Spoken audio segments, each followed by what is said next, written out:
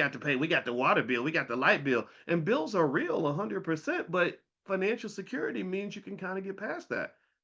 All it takes is a little bit of planning, a little bit of preparation. Good Lord. And give me 1 second. My wife knocked on the door, and I think that she needs me for something. Hold on for 1 second. Yes, babe. Hi. Okay, does she need me for anything? Because I'm in class. Okay. Okay.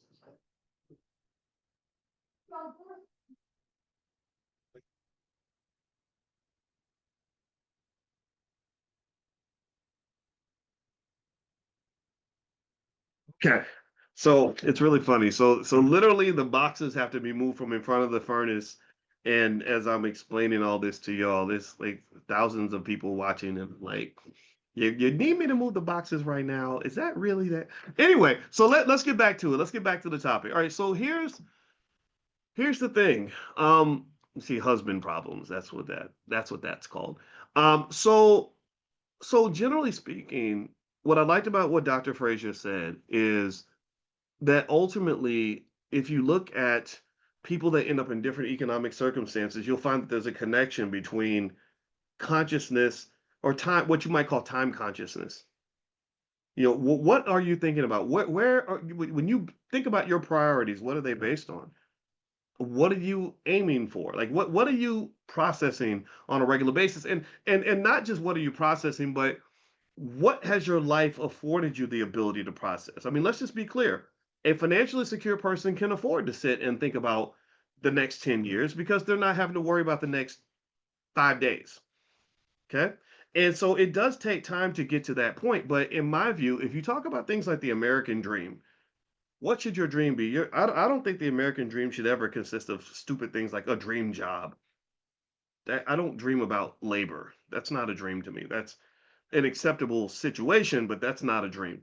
Uh, One part of the American dream might be the ability to truly rise to the consciousness level that you desire because you've been able to create enough security around your lower level needs. To be able to rise up Maslow's hierarchy of needs. If you remember, Maslow's hierarchy says at the bottom, you got basic needs of food, water, security, things like that. You get past that, and then you can start thinking about the big picture stuff.